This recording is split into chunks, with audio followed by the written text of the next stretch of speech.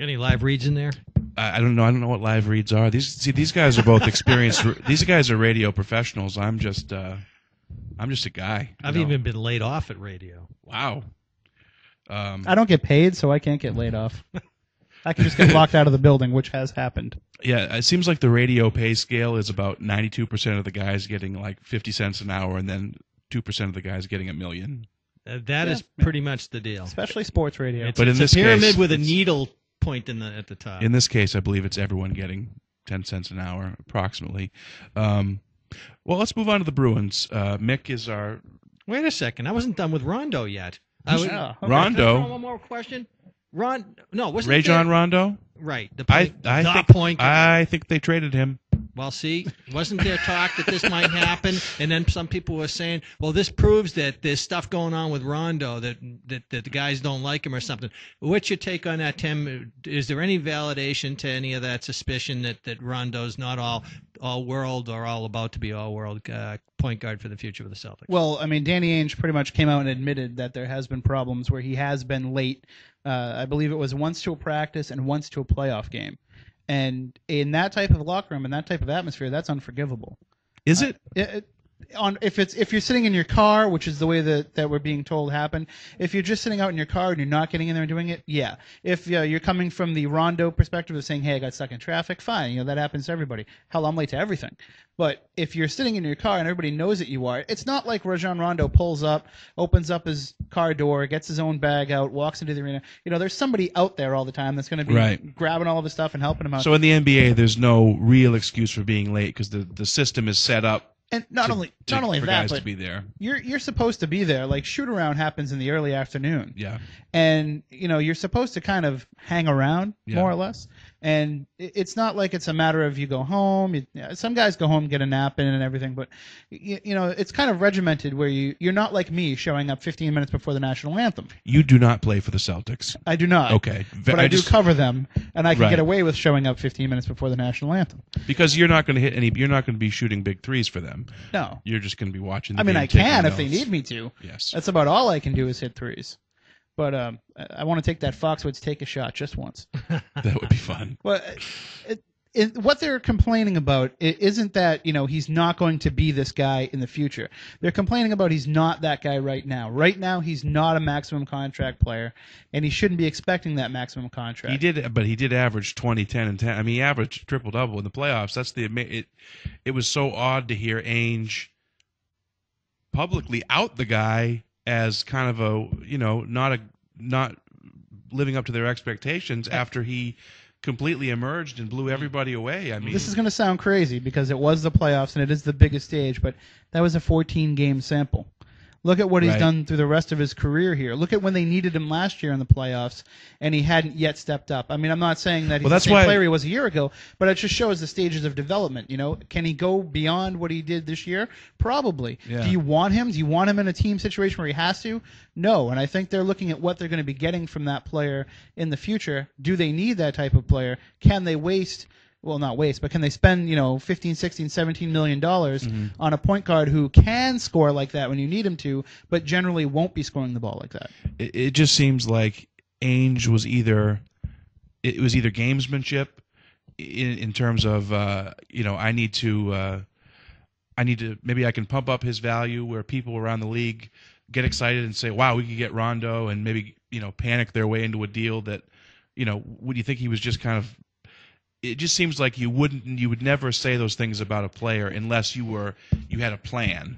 You were trying to do something, and I just don't know what that plan is. There's two possibilities. One, he already knows what the offer is for Rondo, and no matter what he says isn't going to affect that deal. This could be a deal that's contingent on a sign and trade with a guy who's a free agent for another team. That's one possibility. The thing that I think is probably the bigger possibility is you're talking him down so that you'll stop getting those phone calls, so you'll stop having to listen to those offers, because you might start to get pressure from management who say, hey, we love Rondo too, but I mean, if this is going to lead to us possibly getting LeBron James in a year, then I want to make this move, get Rondo out of here, because then we might have that money sitting around. You know what I mean? I'm just saying. I would reiterate my fun dip deal for LeBron James ever playing for the. In fact, I would go so far as to add it to 2 gallons of fun dip and that's a lot of fun, Deb. I will not put my money in where my mouth But is. you on know that that, I know that, Mick knows that, Danny Ainge knows that. But you But Whit still have Grousbeck and Steve Paliuca, they're still fooling themselves into Right. thinking that they're going to get him here because that's what they have to do. That's what their job is, to try and make sure that they put the resources in to get the best players out there. But you know, you're not going to get them, but you are going to be able to get a really good free agent next year. You're going to get one of these elite free agents coming out in this class because that money will be available. Right. So They've already exceeded my expectations as owners. I still can't believe they made the Garnett Allen thing work. That somebody didn't break down with an injury like this past season. That they got Banner 17. But even this already season, a miracle as far as I'm concerned. I mean, they were a win away from beating Orlando, and you know Cleveland proved that they were a beatable team. absolutely. I don't think they were going to be beating the Lakers, but I think I'm going to bring an end to our the hoop segment of the South Coast Sports Zone podcast /webcast / internet. How do you do? And we're going to transition seamlessly, possibly with graphics sailing across the front.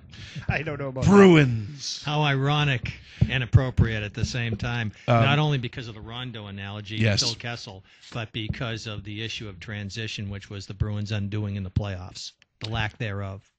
Mick, I don't understand what you just said, but that sounds great. Mick is our hockey guru, and he likes to be addressed as such. No, he doesn't. Well, like if you do see our Mick at the grocery store or in the area, please address him only as hockey guru. Don't even, no sir needed. Just maybe a quick bow, and then may I ask you a question, hockey guru, which is what I'm about to do, because I feel that hockey is a sport that if you're not into, it's hard to follow for a lot of fans. Whereas basketball, baseball, football are very ingrained. Three-sport media, folks. It is a bit of a three-sport media, and the Bruins. But I think the New England fans have an interest in the Bruins that goes beyond what the national, means might. The NHL draft was just held, and it's interesting to me to see how the different drafts, the NFL draft and the NBA draft are mini, they're mini holidays for the fans of their sport. Absolutely. Baseball seems like it's getting a bit, it's starting to get some more interest, but even that, it's not quite there. And I guess that's because there's so many people. It seems like the NHL draft, I don't really know where it stands. Like how much impact does the draft have on building a team? Is it as much as it is in other sports, or is it a much smaller part of as it is in other sports? Where does it rank? The broadest picture I can give you is that the NBA and the NFL drafts are aligned, and the NHL and Major League Baseball drafts are aligned. Because you don't see them, and No, you see them. They're all on now. But I mean, you don't in the NFL and the NBA. The players because there's college versions of their sport. Not only is it recognition, but there's readiness.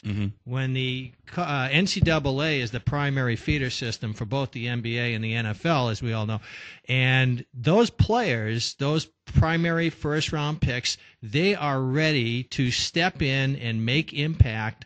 In most cases, if the pick is a good pick, immediately. Right. So you actually can pick, those teams can pick according to need. You can get what you need in the NBA or the NFL draft and fill a hole and say, good, we got this taken care of for next year. We got the help in the secondary that we so badly needed. In the NHL, once you get past the first half a dozen picks, maybe in some years, in fact, in this case, 3 or 4 guys are going to play in the NHL next year that got picked. These are mostly 18-year-old kids.